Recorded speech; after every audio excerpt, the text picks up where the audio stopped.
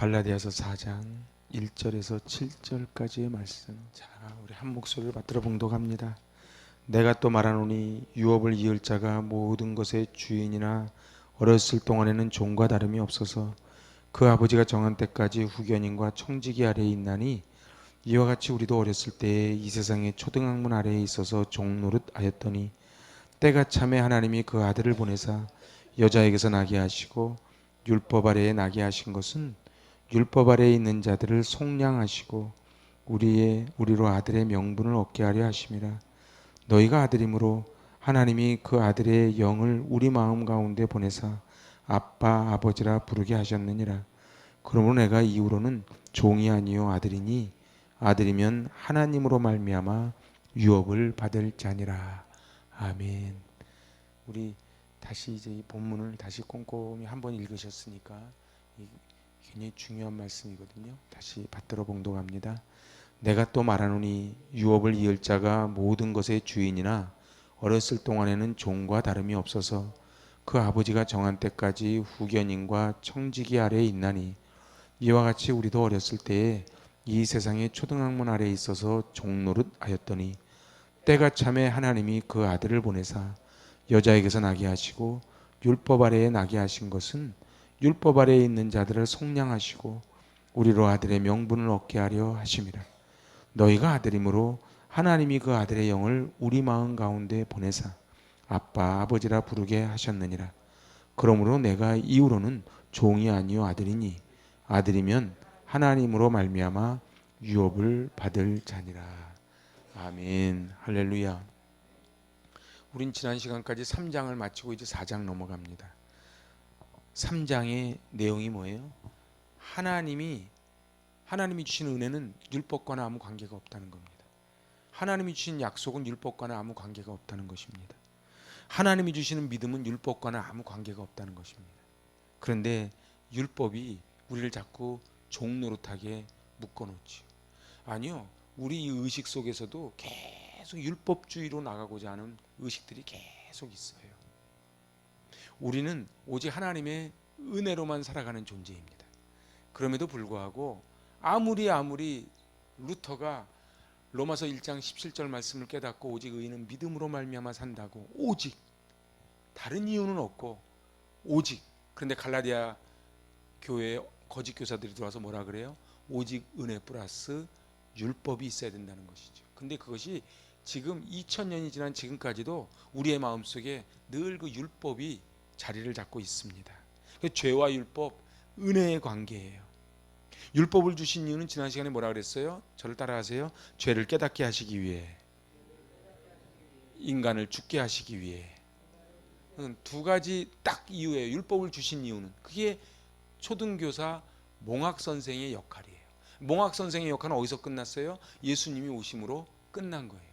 유대인들은요, 지금도요, 아직도 이 몽학 선생을 붙잡고 사는 거예요. 그래서 613가지 율법을 붙잡고 사는 게 유대인들의 모습입니다. 은혜의 목적이 뭐예요? 하나님께 영광 돌리는. 그래서 하나님 영광을 계시하는 거예요. 오늘 중요한 말씀이 이 4절에 때가 참해예요. 어서 많이 보던 말씀 아닙니까? 때가 참해. 우리 요한복음에서 봤던 말씀이 때가 참해. 하나님이 오신 목적이 뭐예요? 그 때가 찼어요. 이거를 구원의 때를 성취한다 이렇게 얘기해요. 이 때가 참해를 원어적으로 번역하면요, 그러나 시간의 충만함이 이르렀을 때에, 이런 얘기. 그러니까 1절에서 3절까지 우리는 계속 초등학문 아래서 종 노릇하고 살았는데, 그러나 시간이 꽉 찼어. 시간이 꽉 차서 이제 주님의 때가 이르는 거예요. 그 시간을 누가 정해요? 하나님이 정하시죠. 그래서 하나님이 정하신 카이로스적인 시간, 그 때가 참해예요. 오늘 근데 1절에서 여러분들 성경이 있으면은 그 유업을 이을 자에다 동그라미 한번 쳐주세요. 1절에 유업을 이을 자다. 여러분들 지금 성경에서 뭐라 그러냐면, 어렸을 때에는 수동적으로 배워야 되기 때문에 너는 분명히 아들임에도 불구하고 종하고 다른 게 없었다는 거예요. 중요한 거는요, 초보적인 수준이었던. 우리도 미성년자 시절이 있지요. 그래서 어떻게 해요? 미성년자 불가, 그런 거 별것도 아닌데 그게 그렇게 보고 싶은 거예요. 근데 못 가게 하는 거예요. 저도 그거 영화 보겠다고 그 당시 분당 개발되기 전인데 성남까지 가가지고 그 옷 벗고 들어가야 된대요. 옷 벗고 난닝만 입고서는 그걸 들어갔는데 난 무슨 영화 봤는지 하나도 기억이 안 나요. 근데 괜히 미성년자 불가라니까 그걸 보고 싶은 거예요. 그 어른이 되면 어떻게 해요? 미성년자 불가가 없어요. 편의점에서 술 팔고 하는 것도 나이가 어리면 안 팔죠. 나이가 들면은 다 우리도 가면 다 팔아요. 왜요? 그거를 컨트롤할 만한 이제 힘이 있다는 뜻이에요. 중요한 거는요. 그때 오늘 언제까지냐? 그 3장 19절이에요. 그 앞에 있는 3장 19절 우리 지난 시간에 본 것이자 그런즉 율법은 무엇이냐? 범법함으로 더해진 것이라 천사들을 통하여 한 중보자의 손으로 베푸신 것인데 약속하신 자손이 오시기까지 있을 것이라. 그러니까 율법은 언제까지 있어요? 약속하신 자손이 오실 때까지. 그래서 때가 참에 이제 율법은 폐기가 돼야 되는데 이 거짓 교사들이 예수님이 오셨는데 아직도 율법이 유효하다고 속이는 것에 갈라디아 교인들이 속아 넘어가니 어리석은 갈라디아 사람들이요 이렇게 얘기를 하는 거다 이런 얘기죠. 오늘 히브리서에 보면요 이 모든 날의 마지막이라 그래요. 이 마지막이 뭐예요? 예수님이 오시는 날이 마지막이에요. 그래서 이 히브리서 1장 가보세요. 깍지 끼시고 히브리서 1장 2절. 이게 때가 참해예요. 1장 2절 시작. 이 모든 날 마지막에는 아들을 통하여 우리에게 말씀하셨으니 이 아들을 만유의 상속자로 세우시고 또 그로 말미암아 모든 세계를 지으셨느니라. 아멘. 그 상속자로 세우시고 우리를 아들 양자 삼아 주셔서 이제 우리가 종이 아닌 아들이다 이렇게 선언을 하는 것이에요.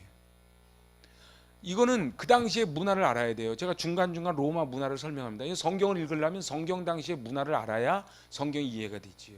제가 지난 시간에 말씀드렸어요. 로마의 아무리 귀족 자녀일지라도 12살까지는 재산권을 행사할 수 없어요. 그리고 재산을 소유할 수도 없어요. 그냥 종하고 똑같아요. 그러니까 종하고 이 집 귀족 아들하고 다른 게 없는 거예요. 아니요. 오히려 종들은 공부 안 해도 되는데 여기는 굉장히 공부를 많이 해야 돼요. 그리고 14세까지는 후견인이 돌봐줘야 되고 25세까지는 청지기가 관리해야 돼요. 그래서 여기서 후견인, 청지기라는 용어가 나옵니다. 후견인은 뭐예요? 지난 시간에 말씀드린 초등교사, 몽학선생 이런 사람들이 후견인이에요.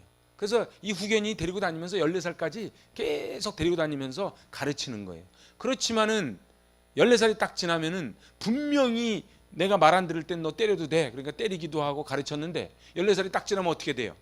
여기는 이제 노예야. 그러면 나중에 내가 네 선생이었어. 그거는 말이 안 통하는 거예요. 그래서 그게 율법이라는 거예요. 그리고 이 15살에서 25살까지는 청지기 제도를 두는 거예요.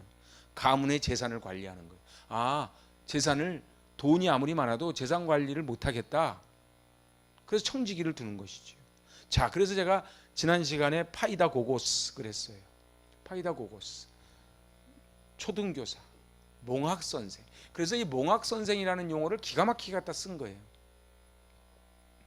결국은 고민하다가 성경을 번역하는 이가 찾아낸 용어가 몽학선생이었고 이제 개정을 하면서 초등교사라는 용어를 썼지만 우리한테 이렇게 팍팍 와닿지는 않아요. 왜냐하면 우리한테는 이런 제도가 없기 때문에 그래요. 그래서 이거를 다른 성경에는 어린이 인도자 이렇게 또 번역을 해놨어요. 뭐 딱 그 말이 그만. 어린이 인도자, 초등교사, 몽학선생, 파이다 고고스. 그러나 중요한 것은 이건 언제까지예요? 14살 될 때까지예요. 우리식으로 말하면 율법이 존재했는데 이제 때가 참에 예수님이 오셨으니 율법은 폐기가 되는 거예요. 때가 찼다. 이거는 여건이 됐다는 거예요. 마가복음 1장에 가니까요. 마가복음 1장 가보실래요? 마가복음은 긴박한 종말론 기억하시죠? 그 긴박한 종말론에서요. 바로 마가복음이 시작이 되자마자 1장 14절 15절에서 뭐라고 이야기합니까? 요한이 잡힌 후 예수께서 갈릴리에 오셔서 하나님의 복음을 전파하여 이르시되 때가 찼고 하나님의 나라가 가까웠으니 회개하고 복음을 믿으라 하시더라. 아멘. 그러니까 예수님의 첫 공생의 일성이 뭐예요? 때가 찼고 하나님 나라 가까이 왔으니. 때가 찬 거예요. 바로 이 때가 찬 것이 오늘 갈라디아서 4장에 나와 있는 4절에 나와 있는 그 때가 찬 거예요. 요한복음에 나와 있는 그 때가 그때예요. 때가 찬 거예요. 그러면서 뭐라 그래요? 회개하고 복음을 믿으라. 근데 안 믿어요. 그래서 로마서가 쓰여지고 갈라디아서가 쓰여진 것입니다. 돈 있는 사람들이 노예들에게 살림을 맡기고 인생을 즐기는 사람들이 있어요. 그러면 정권대사처럼 이 노예가 마음 놓고 해요. 그렇지만은 이 귀족들이 영적인 갈급을 채우지 못해요. 제가 로마서 하면서 말씀드렸죠. 저들은 얼마나 타락했다고요. 이 타락의 마지막은 꼭 성적인 타락으로 갑니다. 그래서 성적인 타락이 넘어가면 그것도 너무 재미없어. 그러니까 어디로 가요? 동성애로 가는 거예요. 동성애가 넘어가면 뭘로 가는 줄 아세요? 수간으로 가는 거예요. 그게 성경에 다 나와 있는 거예요. 인간은요, 절대로 이 갈급함이 해소가 안 돼요. 이번에 뭐 뉴스 보니까 마르코스 아들이 또 대통령이 된다는데, 그 이멜다가 신발에 3,000컬레였는데 그 신발 3,000컬레로 만족하겠냐는 말이에요. 온 지구 신발을 다 갖다 줘도 만족이 없지. 솔로몬은 여자한테 만족했겠어요? 만족함이 없어요. 인간은 원래 소금물 같아서 만족함이 없게 돼 있는데, 자꾸 사단은 뭐라 그래요? 조금 더 가져라, 조금 더 뺏어라, 그렇게 하는 것이죠. 하나님은 이 영적인 갈급함을 채우는 방법은 예수 그리스도밖에 없는 거예요. 그래서 예수 그리스도를 우리에게 보내주신 거예요. 주님이 오신 건 뭐예요? 우리 죄를 속량하시고 아들의 명분을 주시려는 거예요. 여기서 중요한 건 아들의 명분이라는 단어예요. 우리 그 5절 6절 한번 자세히 읽어봅시다. 5절 6절. 율법 아래에 있는 자들을 속량하시고 우리로 아들의 명분을 얻게 하려 하심이라. 너희가 아들이므로 하나님이 그 아들의 영을 우리 마음 가운데 보내사 아빠 아버지라 부르게 하셨느니라. 여러분들 요한복음 1장 14절 기억하시죠? 말씀이 육신이 되어 우리 가운데 거하시니 우리가 그의 영광을 보니 아버지 독생자의 영광이요 은혜와 진리가 충만하더라. 은혜와 진리가 충만하는 방법은 딱 하나예요. 말씀이 육신이 되어 우리 가운데 오신 빛 대신 예수 그리스도를 받아들이는 수밖에 없어요. 우리 지난번 로마서 할 때 1장에서 1장 그 24절에서 33절까지 21가지 죄가 나오잖아요. 사실 21가지 죄지 사실 더 많지요. 그죠? 근데 놀라운 게 그 2000년 전하고 지금하고 죄가 별로 변한 게 없어요. 그죠? 왜 그래요? 해답이 없어요. 여러분들 교도소를 많이 진다고 해결될 것 같습니까? 학교를 많이 하고요. 인문학 강의를 하고요. 많이 배우고요. 사람이요. 문화 생활을 많이 하면은 사람들이 죄를 안 짓고 살까요? 아니요. 그 수준으로 또 죄 짓고 살아요. 그 사람들 죄 짓는 건 우리 수준하고 달라서 그렇지 거기 나름대로 그 안에서 또 죄를 또 져요. 여러분들 여기서 중요한 개념을 우리가 정리해야 됩니다. 5절 말씀에 율법 아래에 있는 자들을 뭐 했다? 속량했다. 이거를 대속했다. 구속했다. 이게 헬라어로 엑사고라조예요. 이게 무슨 뜻이냐면 대가를 지불하여 타인의 지배에서 소유권을 되찾다. 이게 속량이에요. 다시 얘기해 볼까요? 엑사고라조가 무슨 뜻이라고요? 사전을 찾아보니까 대가를 지불하여 타인의 지배에서 소유권을 되찾다. 그러면은 속량의 반대가 우리 지난번 로마서에서 나왔던 단어가 뭐가 있을까요? 내버려 두사예요. 여기는 값을 지불하고 찾아온 게 속량인데 이제 하나님이 검사가 넘겨주듯 넘기는 거예요. 시장에서 넘기듯 넘기는 거예요. 노예 시장에서 노예를 넘기듯 넘기는 거예요. 그러니까 그게 내버려 두는 거예요. 하나님의 궁극적인 목적은 뭐예요? 속량해서 아들로 삼으시는 거예요. 이게 놀라운 은혜 아닙니까? 이게 놀라운 은혜예요. 그래서 아들 삼아 주시기 위해서 독생자를 보내신 거예요. 이 구원이라는 말은 건진다, 해방한다는 뜻이에요. 그래서 속량과 다 같은 말이에요. 속량이 뭐라고요? 바로 몸값을 지불하는 거예요. 그러니까 테텔레스타이, 다 이루었다는 게 뭐예요? 내가 몸값을 다 지불했다 이런 뜻이에요. 그러니까 우리가 저 십자가를 보면서 그냥 십자가가 아니고 내 대신 값을 지불하고 달리신 예수님을 바라보는 거예요. 잘 보세요. 누가 내 대신 사형을 당했어. 그럼 막 봐도 눈물 나지 않겠어요? 제가 오늘 새벽에요, 어떤 공원묘지를 갔는데요.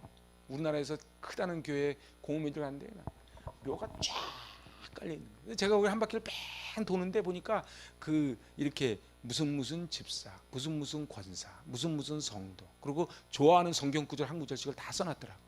그래서 제가 성경 구절을 쭉 읽으면서 지나가 봤어요. 우리는 한 번 왔다가 다 언젠가는 그렇게 땅으로 돌아가지요. 중요한 거는요, 로마 시대 때 노예는 주인의 소유였거든요. 이건 생명이 아니에요, 소유예요. 그래서 노예를 사올 때 노예의 몸값이 매겨지는 거예요. 그런데 시장에 나온 노예의 문서가 있고 노예의 몸값이 있는데 그것을 어떻게 해요? 주인이 돈을 주고 그 문서랑 같이 사오는 거예요. 근데 이 주인이 갑자기 이상하게 문서를 다 찢어버리고 너 이제 해방이야, 이렇게 되니까 이 노예가 눈물 나도록 감사하겠죠. 그게 우리라는 거예요. 그러더니 해방시키더니 뭐라 그래? 너니 노예가 아니고 내 아들이야, 이렇게 하는 거예요. 그 얘기가 바로 아들의 명분을 얻게 하시려고 십자가에서 자기 독생자를 대신 값을 지불하셨다. 그 말씀이 바로 5절 말씀이에요. 그랬더니 나오는 결과가 뭐예요? 6절이에요. 이제 아들이 됐기 때문에 아빠, 아버지라고 부르는 거예요. 이 말씀 들으면서 막 은혜가 안 됩니까? 아니, 제가 한 분 한 분 물어봐야 되나? 너무 은혜가 돼서 지금 말도 못 하겠죠. 막. 생각해 보세요. 나는 노예야. 노예인데 갑자기 어떤 분이 딱 나타나시더니 나를 샀어. 사가지고 이분 노예되는 것만 해도 감지덕진데 너 노예 문서를 확 찢어버렸어. 노예 문서를 딱 찢더니 너 이제 아들이래. 나보고 해봐. 아빠. 하나님 아버지 보고 파테르 해모네였어. 응? 그래서 하늘에 계신 아버지요, 이렇게 되는 거예요. 우리가 예수 믿는 사람이요, 어떤 안 믿는 사람들은 그렇게 놀려요. 어떻게 알지도 못하고 눈에도 안 보이는데 그걸 아버지라고 부르냐고. 여러분들, 우리가 인생을 살면서 정말 내가 달려야 되는데 주님이 달리셨네요, 감사합니다, 그 고백이 날마다 나와야 되는 거예요. 왜요? 구약시대 때 번제는 어떻게 해요? 제사 지낼 때마다 드렸잖아요. 우리 예배 때마다 드리는 거예요. 그래서 로마서 12장에 뭐라 그래요? 너희 몸을 하나님이 기뻐하신 거룩한 산 제물로 드리라는 거예요. 그러니까요, 예배당에 와서 큰 소리 치는 거는요, 동물이에요, 제물이 아니에요. 제물은 큰 소리 안 내요. 큰 소리 내는 게 뭐예요? 제물은 그냥 발로 차도 아무 소리 안 해요. 그죠? 죽었는데 무슨 말을 해. 근데 우리는 자꾸 살았거든. 내 안에 내가 너무도 많아, 이렇게 되는 거예요. 여러분들, 네가 져야 되는 십자가를 내가 졌노라, 우리 주님이 그러시는 거예요. 그러면서 뭐라 그래요? 다 이루었다. 제가 언젠가 한번 간증한 적이 있어요. 제가 너무 힘들 때가 있었어요. 너무 억울할 때가 있어요. 저도 약간 억울한 거 못 참는 스타일이거든요. 그래서 제가 저 앞에서, 그때는 강대상이 이쪽에 있어요, 막 여러분들 너무 억울하고 너무 기가 막히면 기도도 안 나옵니다. 동의가 되시는지요? 그래도요, 하나님 나 억울해, 그건 덜 억울한 거예요. 진짜 억울하면요, 이 말도 안 나와. 근데 주님이 저한테 그러셨어요. 네가 나보다 더 억울하냐? 그래서 제가 그 말 듣고 쑥 닦았어요. 사랑하는 여러분, 우리 주님이 속량해 주셨다고, 대신 값을 지불해 주셨다. 그래서 뭐가 됐어? 우리가 아들이 됐다. 아들로, 저는 이 말이 아들의 명분을 얻게 하려 하십니다. 너무 은혜가 되지 않습니까? 우리는 원래 아들이 아니에요. 우리 노예예요, 노예. 그런데 있잖아요, 출애굽한 백성들이 어떻게 해요? 차라리 거기서 바로 밑에 있는 게 좋겠다 그러잖아요. 우리 출애굽 백성들처럼 어떻게 해요? 차라리 교회 안 다닐 때가 좋다. 맨 교회 자꾸 오라 그러고 뭐 자꾸 저거 하고. 아니, 큰 교회 가가지고 나 안 나와도 그냥 누가 뭐라 하지 않는 그런 데 가면 있으면 좋겠다. 그게 무슨 소리 하는 거예요 지금? 나는 차라리 저 애굽의 바로가 낫다, 이렇게 얘기하는 거예요. 여러분들, 하나님이 간섭하실 때가 좋을 때예요. 목사님이 자꾸 카톡 보내고 전화 올 때가 좋은 때예요. 제가 카톡방에서 지우면 정말 지우는 겁니다. 저 웬만하면 잘 안 지우는데, 여러분들 아들의 명분, 아들의 자격, 그걸 주셨다는 거예요. 여러분들 이 로마 시대 때, 이건 로마 시대를 이해해야 이 말씀이 더 은혜가. 로마 시대 때 얼마나 이 귀족의 권한이 막강한지, 로마 시민권을 가지고 있으면 사형도 함부로 못 시켜. 한마디로 죽을 죄를 져도 못 죽이는 게 이 로마 시민권이야. 그런데 한 번 아들은 영원한 아들인데 아들이 아니야. 그 우리 배너 영화 보셨지요? 자기 그 배에서 살려주니까 데려다 양자를 삼잖아요, 배너를. 여러분들, 우리는 노예선 밑에서 그냥 저 그러면 졌고 서 그러면 쓴 존재인데, 갑자기 우리를 데려다가 아들의 명분을 삼아 주시려고 하나님이 자기의 독생자를 내주신 거예요. 정말로 이 은혜가요, 우리에게 있으면요, 한국교회 천국 됩니다. 그러지 않겠습니까? 야, 이 은혜가 너무 놀라운데, 내가 너의 원 신분을 아는데 하나님이 저에게도 말씀하세요. 저는 그런 은혜가 있어요.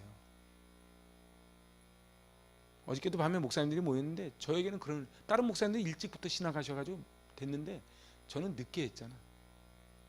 그래서 저는 그 은혜가 있어요. 하나님이 불러주신 그 은혜가 있는 거예요. 그래서 영접하는 자, 곧 그 이름을 믿는 자들에게는 하나님의 자녀가 되는 뭘 줬다? 권세를 주셨다는 거예요. 그러니까는 하나님의 자녀가 되는 권세를 주신 거예요. 하나님의 자녀는 어떻게 해요? 자녀답게 살아야 되는 거예요. 하나님의 자녀가 있잖아요. 저 뒷골목 가게 다리 밑에 가서 빌빌거리면 안 된다는 거예요. 당당하고 법적인 완벽한 권리라는 뜻이거든요. 그때 우리는 단호하게 말해야 돼요. 로마서 8장 가보세요. 당당하게, 사단이 우리를 넘어뜨리려고 할 때 당당하게 외치는 거, 로마서 8장 예고편하는 거예요. 33절 34절. 이 8장이 기가 막힌 장입니다. 이 로마서 8장이. 자, 33절 34절 시작. 누가 능히 하나님께서 택하신 자들을 고발하리요? 의롭다 하신 이는 하나님이시니 누가 정죄하리요? 죽으실 뿐 아니라 다시 살아나신 이는 그리스도 예수시니 그는 하나님 우편에 계신 자요 우리를 위하여 간구하시는 자신이라. 아멘. 그래서 35절 보세요. 누가 우리를 그리스도의 사랑에서 끊으리요? 환난이나 공고나 박해나 기근이나 적신이나 위험이나 칼이랴. 아무도 우리를 끊을 수 없고, 37절에 넉넉히 이기느니라. 할렐루야. 그래서 마지막 39절에 뭐라 그래요? 하나님의 사랑에서 끊을 수 없으리라. 사단은 계속해서 우리를 대적하는 거예요. 31절에 하나님이 우리를 위하시면 누가 우리를 대적하리요? 누가 감히? 아이고, 여기 있잖아요. 시장만 돼도 얼마나 큰 소리 치고 사는데, 자기 아들을 아끼지 아니하시고 우리 모든 사람을 위하여 내주시니가 어찌 그 아들과 함께 모든 것을 우리에게 주시지 아니하겠느냐? 누가 우리를 고발하겠느냐? 의롭다 하신 이는 누구예요? 하나님이시. 이게 무슨 소리예요? 하나님이 괜찮다는데 네가 뭔데 고발해, 이러는 거예요. 할렐루야. 그러니까요, 우리 빌빌대지 마요. 사단이 우리를 공격을 해요. 저도 공격한다니까요. 이거 네가 목사를 해. 그런데 저는 로마서 8장 말씀, 누가 우리를 고발하리요? 우리를 의롭다고 칭해 주신 분이 누구예요? 천지를 지으신 하나님이에요. 그래서 환난이나 공고나 박해나 기근이나 적신이나 위험이나 칼이랴, 어떤 것도 그리스도의 사랑에서 끊을 수 없고 우리가 넉넉히 이긴다, 이렇게 선언하는 거예요. 놀랍지 않습니까? 그러니까 예수를 믿는데 빌빌대는 거는요, 하나님 욕먹이는 거예요. 하나님 욕먹이는 거예요. 제가 어저께 나가다가요, 여기 상가회 소유자회 그 회장하는 분 만났어요. 제가 그분 보면 생각나는 게 있지 않습니까? 맨홀서부터. 여러분들, 제가 그랬어요. 이 교회가 여기 있으므로 이 상가와 이 단지가 살아나고 있고 앞으로 더 살기를 원합니다. 그분은 그 말이 무슨 뜻인지를 몰라. 여기서 거목들이 준비하고 있는 거예요. 나중에 생각을 해보세요. 여기서 있잖아요. 유엔 사무총장하고 노벨상하고 세계를 이끌어갈 CEO가 여기서 배출돼 봐요. 사람들이 여기 구경 오지 않겠어요? 내가 늘 얘기하잖아. 모차르트 집 괴테생가 가봤자 별 볼 일 없어요. 건물이 중요한 게 아니고 거기서 누가 살았냐가 중요한 거예요. 여러분들 그러기 위해서 우리가 어떻게 해야 돼요? 우리가 잘해야 돼요. 시시한 거 가지고 신경 쓰고 다 하면요, 우리 아이들 다 가는 거예요. 유업을 이을 자, 이게 뭐예요? 상속자, 후사예요. 성경에서 말하는 상속자가 누구예요? 예수 그리스도지. 여러분 포도원의 악한 농부 비유 아시죠? 그래서 이제 농부들이 뭐라 그래요? 그 아들을 보고 말하되 상속자니 죽이고 그 유산을 우리 걸로 하자. 그들이 누구예요? 그들이 유대인들인 거예요. 그리고 그 유대인들이 우린 거예요. 상속자는 오직 예수 그리스도인데 우리가 양자가 돼서 우리도 상속자의 반열에 들어온 거예요.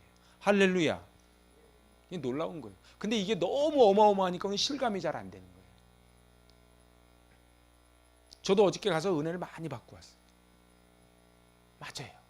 그 이번에 은퇴하시는 목사님이 딱 한마디 하는데 제 가슴팍에 팍 박혔어요. 그 목사님이 이러는 거예요. 저기 은퇴하시는 목사님, 온유한 자가 땅을 기업으로 받는다는 말씀이 맞습니다. 별로 은혜가 안 됩니까? 사나운 자가 복을 받는 게 아니에요. 온유한 자가 복을, 온유한 자가 손해 볼 것 같죠?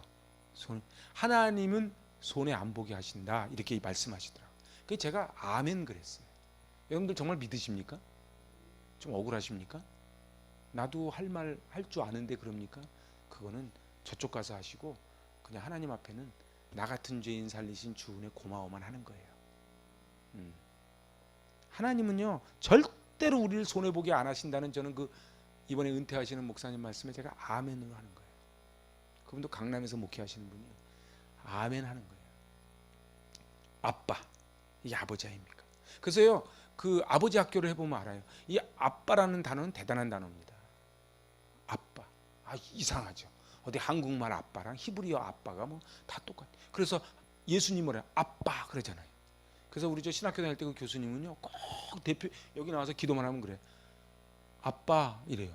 좀 그것도 좀 이상하대. 우리가 여기서 아빠 그러는 거라 진짜 대표 기도 나와가지고 아빠 이래요. 잘 적응은 안 돼. 근데 하여튼 아빠야. 그분이 신학적으로 아예 틀린 건 아니에요. 신약학 교수였는데. 근데 그분이 한 번은 이 막 행설수설하다가 예수님의 이름으로 기도합니다를 잊어버린 거야. 그게 끝이 안 나요, 기도가. 이 채플이 빨리 끝이 나야 되는데. 그러니까 이제 옆에서 코치도 안 되고 막 하여튼 막 그렇게 된 적이 있어. 그래서 아빠 그러면 나 그분 생각나요. 사랑하는 여러분, 하나님의 아들이면 의무가 있고 권리가 있잖아요. 그런데 우리에게 어떤 권리가 있어요? 하나님의 나라를 유업으로 받을 권리가 있는 거예요. 그러니까 우리한테 어떤 의무가 있어요? 하나님의 영을 쫓아 살아가야 될 의무가 있는 거예요. 그런데 아빠 그러면서 저쪽 가가지고 술집 가가지고 그쪽 동네가 아빠고 돈 많은 사람이 아빠고 권력자가 아빠 그러면은 아빠가 정신없는 거예요. 마치 우리 애들이요 집에 와서 나한테 아빠 그러다가 저 밖에 나 딴 사람한테 아빠 그러면 똑같은 거예요. 그죠? 아빠 그러면 덜 와닿습니까? 신랑 보고 남편이라 그랬다가 저 밖에 나가서 딴 사람 보고 남편이라 그랬다 그러면 막 남편이 헷갈리는 거예요. 돌아온 탕자가 뭐라 그래요? 내가 여기 있으면 줄여 죽겠다. 내 집에 가면은 품꾼이 그렇게 많은데 여기 있으면 줄여 죽겠구나. 내가 집으로 돌아가야 되겠다. 하나님 나라에 어저께 그 목사님 고백이에요. 하나님은 다 준비해 놓고 계시는데 우리는 그걸 못 믿는 거야. 그걸 못 믿는 거야. 그래서 내 눈에 그걸 붙잡아야 되는 거예요. 그러면서 이 스토트 목사님이라는 분이 계시는데 이 스토트 목사님이 이렇게 얘기해요. 철새를 저렇게 관찰하다가 이렇게 깨달아요. 자기가 보니까 약 50만 마리의 철새들이 때가 되면 정확하게 오더래. 그런데 인간의 비극은 하나님을 떠난 인간들이 돌아오지 않더라는 거예요. 철새보다도 못하다. 이 스토트 목사님이 이렇게 얘기를 해요. 새가 육적으로 가지고 있는 강한 귀소 본능만큼이나 우리에게도 영적인 강한 귀소 본능을 가지고 있으면 얼마나 좋겠는고 이렇게 얘기하는 거예요. 그러니까 여러분 새를 우습게 알지 마세요. 오늘 아침에 들으니까 인도 파키스탄에 몇십 년 만에 폭염이 와가지고 새가 날아가다 떨어진대. 새가 이제 이 지구 온난화가 심각합니다. 그래서 아침에 잠깐 뉴스를 들으니까 새가 인도와 파키스탄 그 지역에 있는 새들이 얼마나 더우면 새가 날아가다 떨어진대. 여러분들 우리 인간에게는 영적인 귀소 본능이 있거든요. 그런데 너무 안타까운 게 돌아오지 않아요. 그래서 회개의 반대가 뭐예요? 죄예요. 죄는 뭐예요? 관역을 맞추지 않고 딴 데를 맞추는 거예요. 다 열심히 살아요. 제가 오늘도 새벽에도 거기서 돌아왔는데 느끼는 거예요. 새벽에 오는데요, 얼마나 외곽순환도로에 차가 많은지 몰라요. 상당히 열심히 삽니다.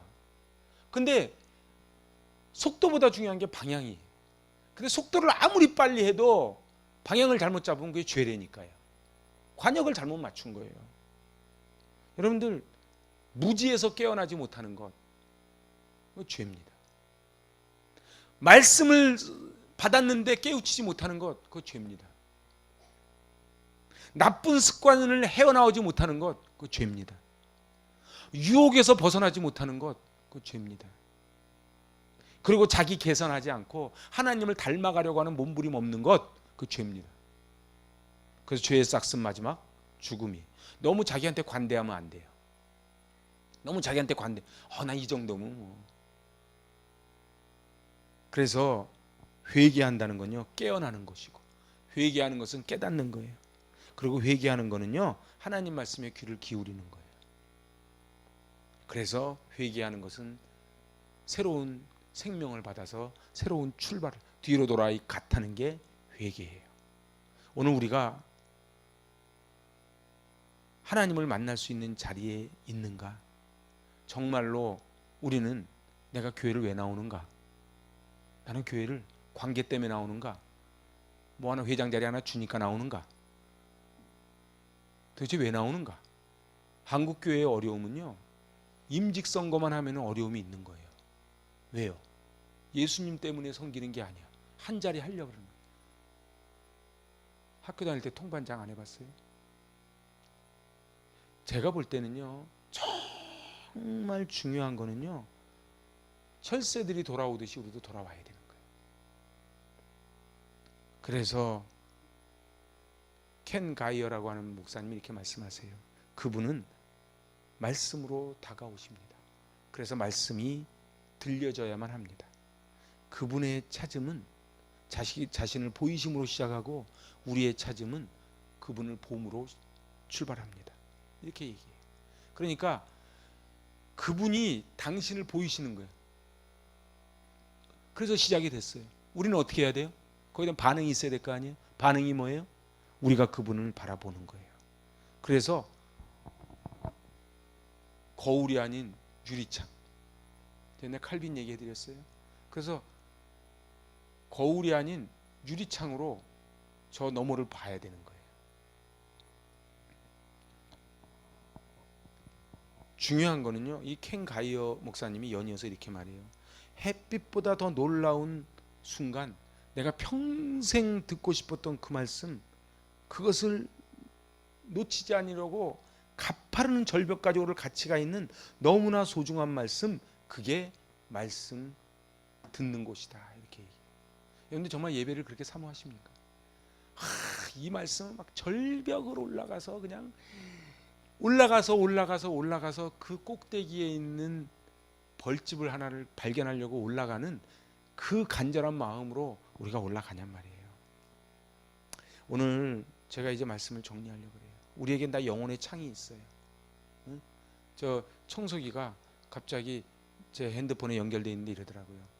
렌즈를 닦아주십시오. 렌즈를 닦아주십시오. 이러더라고요. 전 목사기 때문에 그런 걸로 다 인사이트 받아요. 렌즈를 안 닦으면 제가 돌지를 못해요. 왜냐하면 아직도 어두운 밤인가 봐. 그래서 막 헤매는 거예요. 렌즈를 닦아줘야 돼요. 우리네 영혼의 창이 있잖아요. 영혼의 창에 렌즈를 닦는 게 뭐예요? 그게 말씀이에요. 그게 기도예요. 그래서 제가 지난 로마서 때도 말씀드렸지만 마음이 좋을 때 나오기만 하는 데가 교회가 아니고요. 마음이 상했을 때 나와서 회복되는 데가 교회예요. 부부 사이가 좋을 때만 나오는 게 교회가 아니고 부부 사이 어려울 때 나와서 회복되는 데가 교회예요. 저는요, 예배가 생명이라고 좀 믿습니다. 그리고 제가 이제야 이걸 깨달은 거예요. 제가 맨 처음에 개척해가지고 엉뚱한 거를 막 에너지를 쏟았는데 그게 아니고 오직 말씀이라는 걸 이제 깨달은 거예요.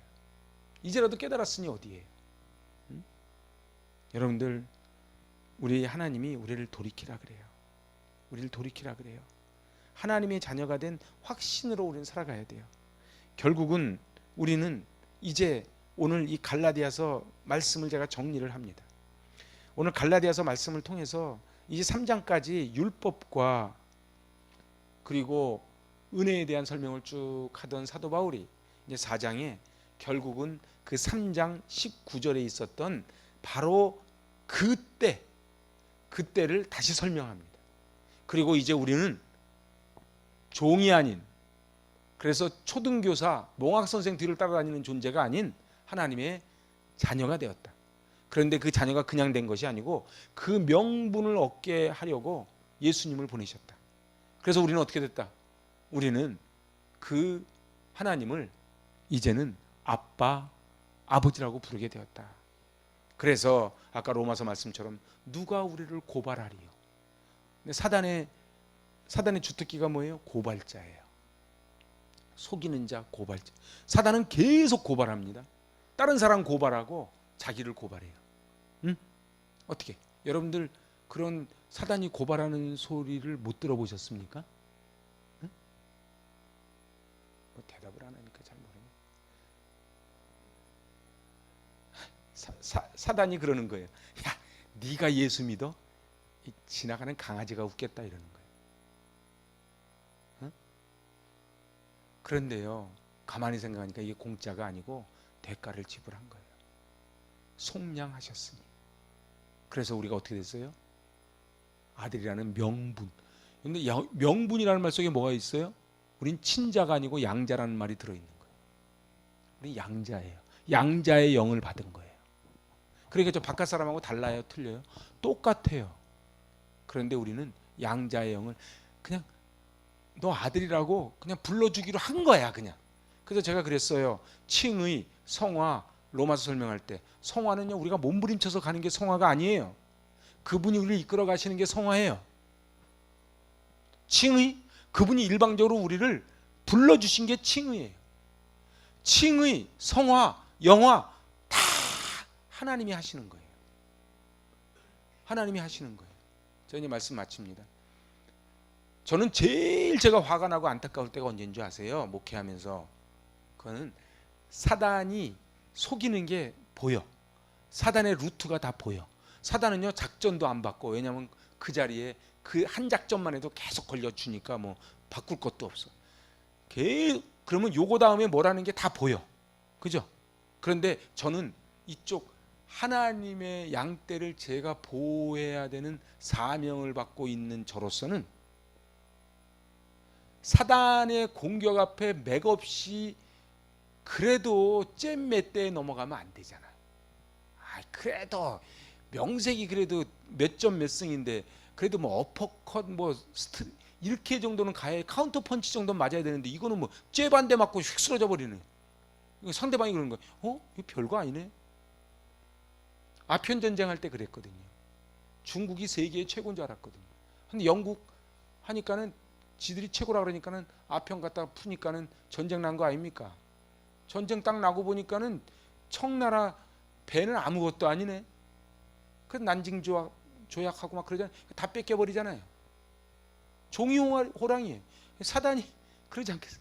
뭐 대단한 줄 알았더니 보니까 틱 건드리니까 잼 맞고 쓰러져 버려. 그거를 바라볼 때가 목사가 제일 안타까워요. 그리고 화가 나요. 누구한테 화나냐면 그 사람한테 화나는 게 아니고 그 사람을 작동시킨 사단한테 화가 나는 거예요. 교회요. 교회 멀쩡히 잘 다니던 사람이 무슨 일 때문에 교회를 떠나요. 내가 세계 평화를 신학을 위해서 떠나면 내 말도 안 해요. 화가 나는 거예요. 사단한테 또 속은 거예요. 한국 교회 왜 화나요? 멀쩡한 일 가지고 중직자들 갖고 중직자들끼리 싸워가지고 뭐 고소고발해요. 너무 화가 나는 거예요. 피차 멸망할지니라. 싸움의 끝은 피차 멸망이에요. 그걸 우리한테 안 가르쳐 준 게 아니에요. 사단도 다 얘기해요. 근데 사단한테 다 속아요. 저는 이 공동체가 그때마다 저는 누굴 떠올리는 줄 아십니까? 저는 우리 아이들을 떠올려요. 제 말을 정확히 들으셔야 돼요. 엄마 아빠가, 우리가 하나님 앞에 아들답게 자녀답게 붙잡고 사단을 박살내고 살지 않으면 우리 아이들의 미래는 없어요. 아멘하기 싫죠? 근데 사실이 그래요. 그리고요, 10년 딱 지나가면요, 무릎 꿇고 빌어도 애들은 교회 안 나와요. 어저께도 목사님들이 모여서 그러더라고. 장로님, 집사님 자녀들 교회 안 나오는 애들이 깔렸다는 거예요. 응? 왜 그래요? 왜 그래요? 사단이 속는데 속아 넘어간 거예요. 자, 제가 이 말씀 마칠게요. 오늘 우리가 누구라? 우리는 종이 아닌 아들이라고요. 그리고 그건 공짜로 받은 게 아니고 하나님이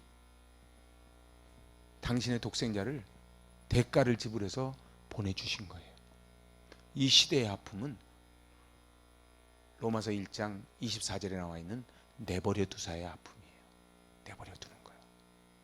내버려 두는 거예요. 사랑하는 여러분, 하나님의 마음을 우리가 읽어야 돼요. 교회를 다녀도 미래를 내다보는 영안이 열리지 않으면 소망 없어요. 교회에서 받는 직분, 내가 얼마나 큰 교회, 내가 거기서 하는 일, 그게 중요한 게 아니에요. 내가 하나님 앞에 단독자로 섰을 때 과연 그거를 이름하여 제가 줄여서 한 게 명품 인생, 명문 가문이라고 제가 하는 거예요. 그런데 그게 그냥 옵니까? 그냥 오지 않아요. 누군가는 대가를 지불해야 돼요.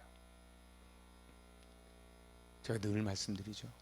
우리 어머님들이 여기서 강신 노릇하면서 철야를 하고 그렇게 하면서 한국교회가 여기까지 왔어요. 우리가 그렇게 무릎 꿇지 않으면 소망 없어요.